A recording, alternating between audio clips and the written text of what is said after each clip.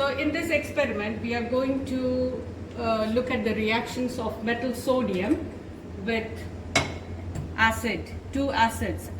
You have the ethanoic acid and you have hydrochloric acid. So ethanoic acid is the carboxylic acid, which is a weak acid, and hydrochloric acid is the strong acid, and it is a mineral acid. So what I'm going to do is take ethanoic acid in a watch glass. Okay, so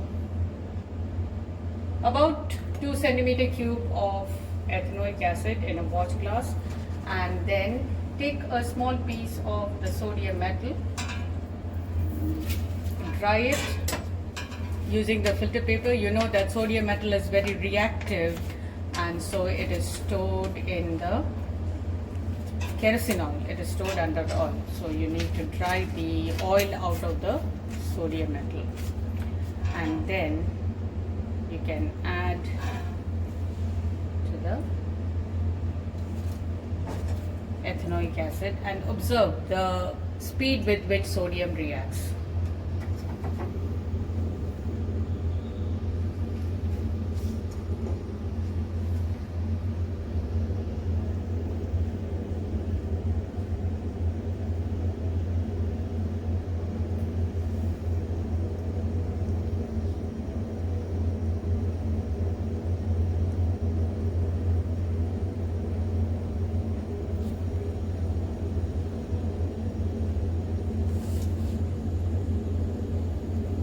Is sodium reacting?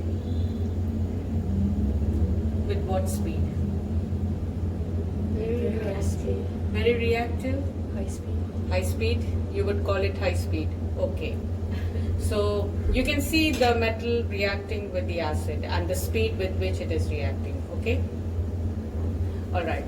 In the next experiment, I'm going to take the mineral acid, hydrochloric acid.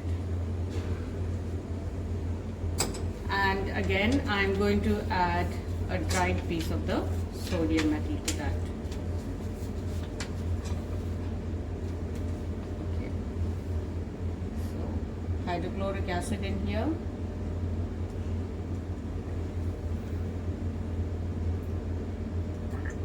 There's a strong smell of the ethanoic acid.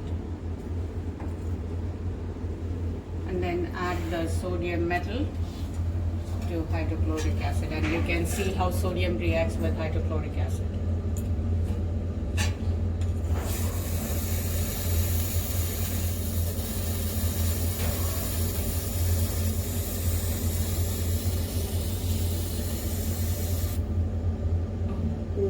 Finish.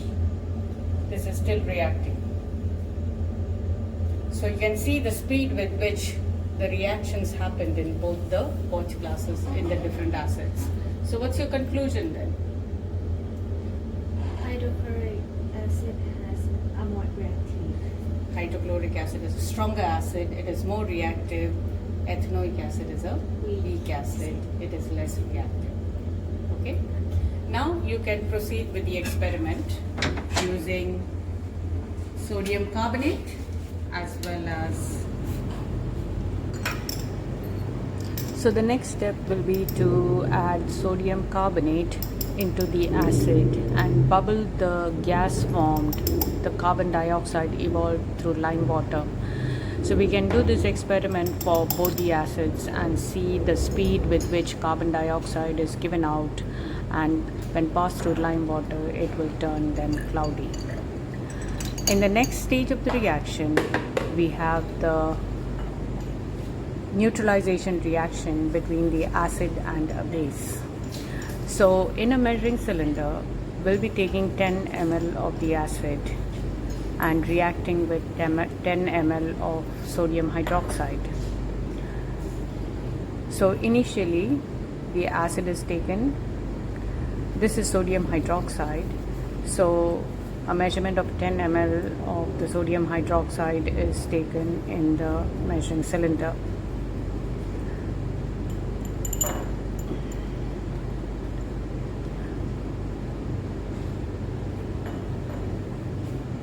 A measured amount of 10 ml of sodium hydroxide is then poured into the boiling tube.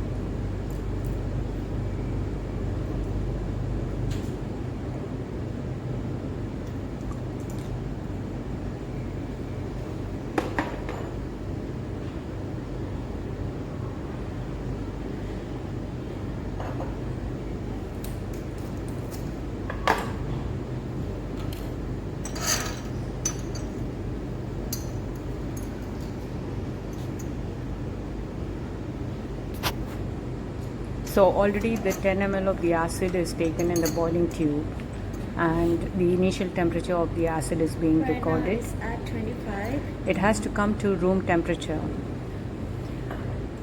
and the room temperature is around 24 degrees centigrade since it is air conditioned. And then the acid is added, sodium hydroxide is added into the acid, and you can see that Temperature is rising. the temperature rises as the neutralization reaction is happening.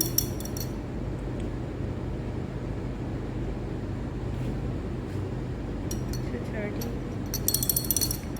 So an acid and a base reaction known as the neutralization reaction is an exothermic reaction because the heat is given out in the process. Watch this. In the next step, we will be taking ethanoic acid. Again, 10 ml of ethanoic acid is measured in the measuring cylinder, and it is poured into the boiling tube.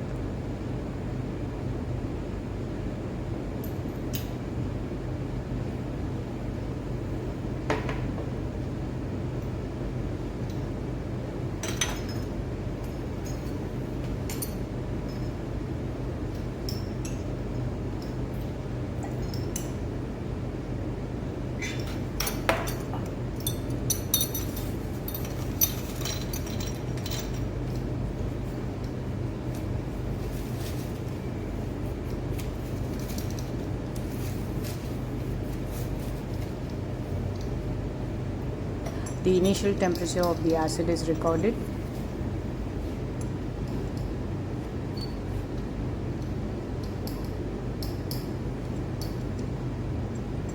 Right now is at 26.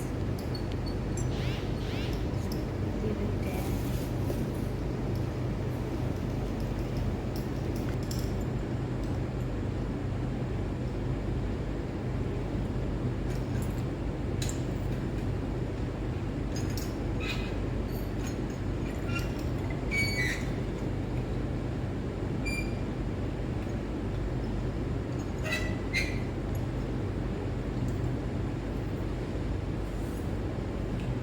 A measure of 10 ml of the sodium hydroxide is taken again to be poured into the ethanoic acid.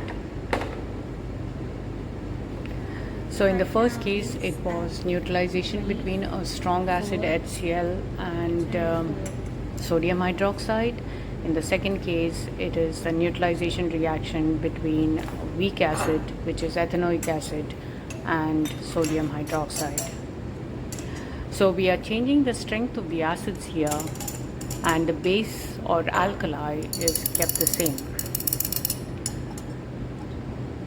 And by noting the temperature, we can make out which acid has reacted faster and Right given now out it's at more 21. heat. As is obvious from the reaction, HCl is a stronger acid, so it will give out more heat than ethanoic acid, which is a weak acid.